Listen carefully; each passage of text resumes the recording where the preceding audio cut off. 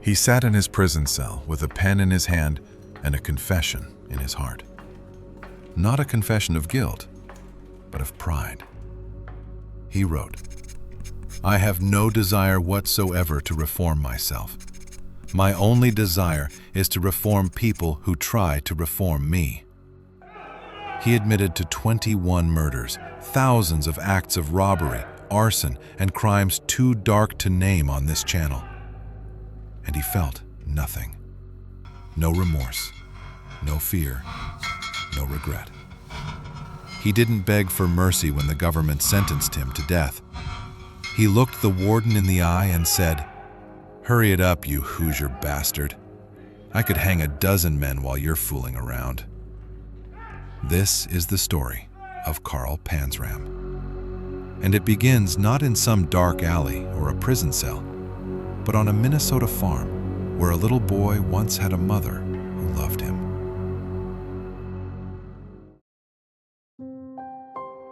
John and Matilda Panzram were German immigrants. They settled in Warren, Minnesota, carving out a hard life on dry, unforgiving land. They had 7 children. Carl was born on June 28, 1891. By the time Carl was 7 years old, his father had walked out. Just gone. No explanation, no goodbye. And in that moment, something cracked open inside a little boy who didn't yet have the words to explain how much it hurt. The family spiraled into poverty. Carl began stealing, small things at first, food, trinkets from neighbors. At 11 years old, he broke into the home of a wealthy neighbor and stole what he could carry. He was caught. And instead of a family intervention, instead of counseling or compassion, he was sent to the Minnesota State Training School, a so-called reform school in Red Wing. What happened inside those walls would set the course of his entire life. Carl was beaten, brutally, repeatedly, by the very people charged with reforming him. He later described those years as a masterclass in cruelty. He wrote, "I was taught by experts, the state of Minnesota, that when one man had another in his power, he should use that power to hurt." Read that again. He didn't come out of Red Wing reformed. He came out angrier. He came out harder. And he came out believing one thing above all else, that the world was a place of pain. And the only question was whether you were the one giving it or receiving it. Carl Panzram had decided he would never receive it again. He was 12 years old when he hopped his first freight train and disappeared into America. And America, in those early 1900s, was a brutal place for a homeless child. He wandered through cities and farmlands, begging and stealing. He was caught again and sent to reform school. Again. More beatings, more abuse, more lessons in violence from institutions that claimed to care. By the time he was a teenager, Carl Panzram had burned down his own reform school in an act of rage so complete, so absolute, that he smiled while watching it burn. Fire. He would use it again and again. Not just as a weapon, but as a statement. At 17, he enlisted in the U.S. Army under a fake name. It didn't last long. He was convicted of insubordination and larceny and sent to Fort Leavenworth military prison. More violence, more degradation. He was released, more dangerous than when he went in. What followed was a decade of wandering, crime, and escalating violence across the United States and beyond. He burglarized homes in New York. He robbed trains in Montana. He set fires in Pennsylvania. And somewhere along the way, Carl Panzram crossed a line that cannot be uncrossed. He began to kill. By 1920, Carl Panzram had stolen enough money from a burglary, including a yacht belonging to former President William Howard Taft, to fund what he later called his little adventure. He sailed to West Africa, What he did there is beyond the scope of what we describe in detail on this channel. But the official record shows that in the jungles of the Belgian Congo, Carl Panzram murdered 6 African men that he had hired as guides. He showed no emotion when he described it later. None. He returned to the United States. He killed in New York. He killed in Connecticut. He killed in Maryland. In Salem, Massachusetts, he lured a young boy named Henry McMahon, just 12 years old, to a secluded spot. And that child never came home. Carl Panzram would later confess to this murder in his own handwriting, in one of the most chilling autobiographies ever written by a convicted killer. He was proud of it. That's the part that makes your skin crawl. Not just the crimes themselves, but the complete, total, absolute absence of conscience. He later wrote, "I don't believe in man, God, or devil. I hate the whole world, and I've made it pay for what it's done to me."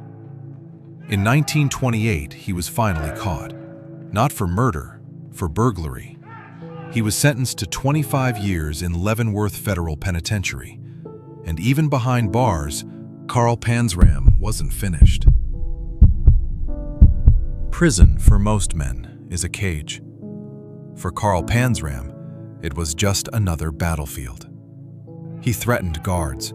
He refused to cooperate. He dared anyone to give him a reason. And on June 20th, 1929, he found that reason. Robert Warnke was a civilian laundry foreman at Leavenworth. He was doing his job, just a regular morning in the prison laundry room. Carl Panzram walked up behind him with an iron bar, and he killed him in front of other prisoners. When he was asked why, Panzram didn't hesitate. He said he wanted to be executed. He said death was the only thing the United States government could give him that he actually wanted. The trial was swift. The verdict was certain. Carl Panzram was sentenced to death by hanging. And in a twist of dark irony, a group of anti-capital punishment activists tried to save him. The Society for the Abolition of Capital Punishment wrote letters on his behalf. They begged for a stay of execution.